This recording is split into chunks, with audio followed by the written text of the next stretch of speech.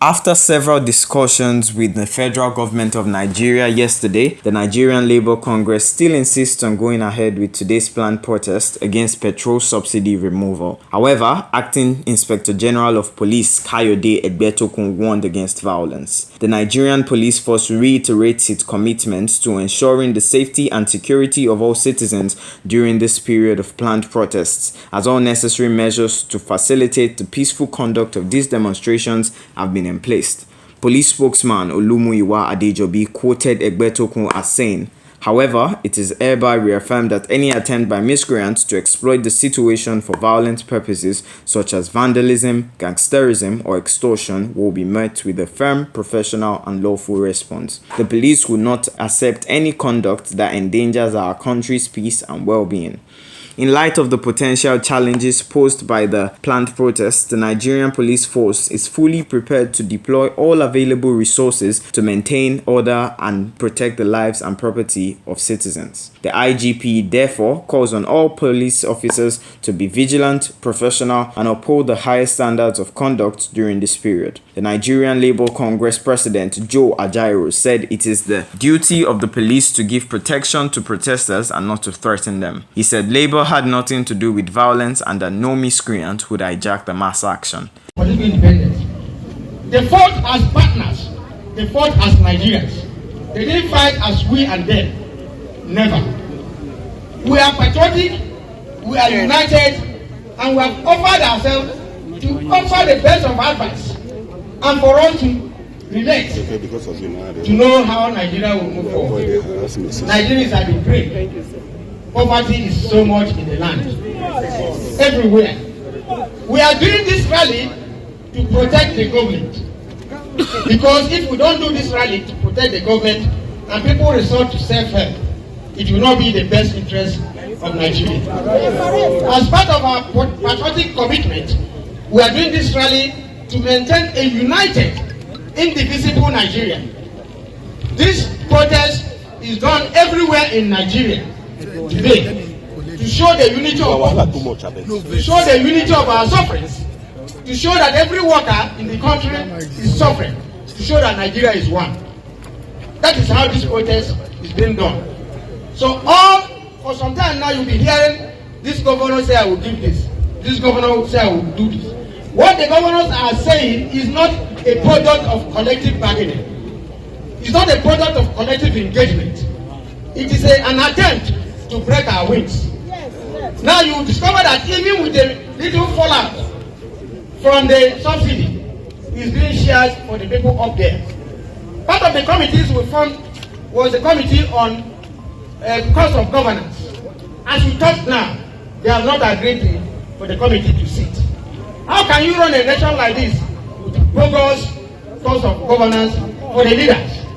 And that is why, no matter what you say... In compliance with Egbetokun's directive, Lagos, Kwara, and Bauchi State Police Commands met with the Labour leaders to ensure rancor-free protest. The police command emphasized the need for synergy with the union leaders and warned that any attempt by miscreants to exploit the situation will be met with firm resistance. Some of the demands of the organized labor are immediate implementation of the resolutions jointly signed by the government and the Trade Union Congress, and immediate reversal of all anti-poor policies, including the new pump prices of petrol and the value-added tax. Others are the rehabilitation of the nation's refineries and the release of the 8 months without salaries of university teachers and workers. On the fact that today, one of the greatest woes that we are facing in our country after the subsidy removal and the increment in the price of PMS is the flotation of Naira. There is no country in the world that allows its currency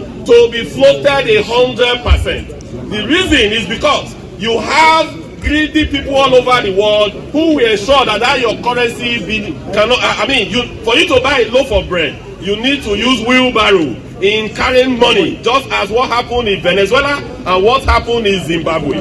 So we clearly told them that the greatest problem that we are facing today, or rather one of the problems that we are facing today, is the flotation of Naira. That if you leave it to market forces, the Naira may have hit 1,000 Naira to $1. And we know that today we import literally everything. All the cameras that are here are all imported.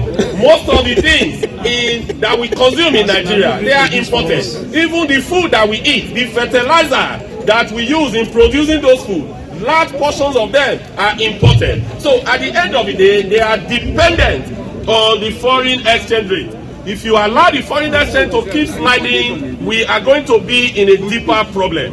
Today, China, they manage their currency. Japan, they manage their currency. Even United States of America, the greatest of it all, they manage their currency. So we told them that you cannot allow this to happen, because at the end of the day, Nigerians will bear the brunt. So in conclusion, in solidarity we are.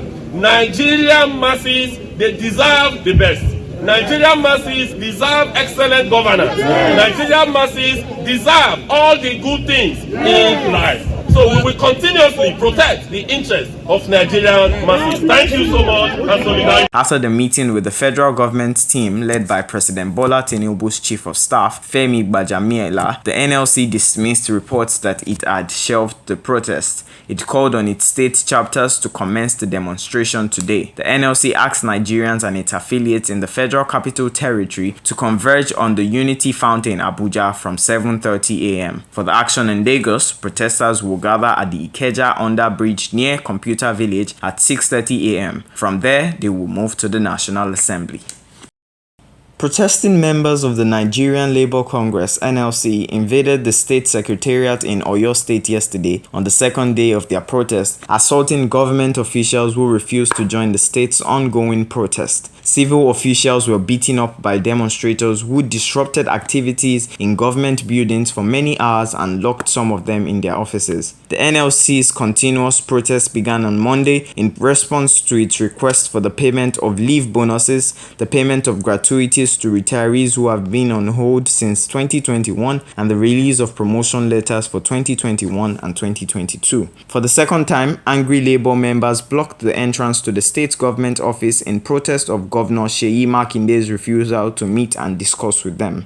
Their requests include payment of deductions and allowances, amongst other things, since the governor's appointment in 2019.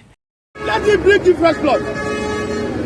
And once they bring the fresh blood, before they will study grant, this will be moving. Because they are there, they know how to manipulate. They know how to manipulate. Abba Kyari is a fraud. The new CBA governor is a collaborator with Ebefele, the acting CBA governor. They should appoint new substantive CBA governor and remove Abba Kyari from NNPC managing director and fix the refinery. The dollar will crash.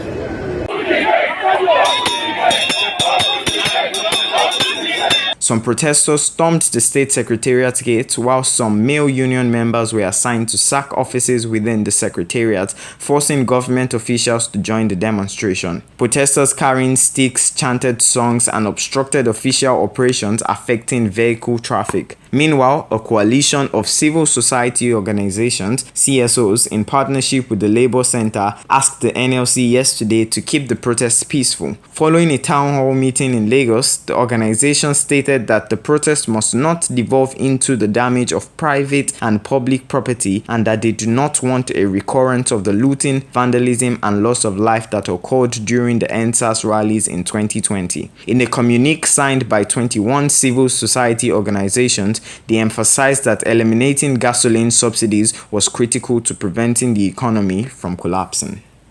Reports have been made concerning an aircraft crash in Lagos Ikeja neighborhood yesterday, the 1st of August 2023. The Nigerian Safety Investigation Bureau (NSIB) has launched an inquiry into the Tuesday aircraft crash. Tunji Oketunbi, a media officer of the NSIB, characterized the aircraft in a statement as a Jabiru J430, a light single airplane with nationality and registration marks 5NCCQ, operated by Air First Hospitality and Tours, which occurred around a little after 3 p.m. local time on August 1st, 2023. According to Mr. Oketunbi, the aircraft was on a test flight within Lagos with 2 passengers on board when it crashed near Oba Akaran in Lagos, killing no one.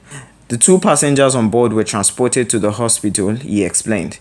The aircraft has now been safely removed from the road, which is now open for vehicular movement, said the agency's permanent secretary Olufemi Oke Osayin Tolu in an update on the event. The NSIB hereby solicits information from the general public in the form of pictures, videos, or recording evidence to aid in the conduct of the investigation.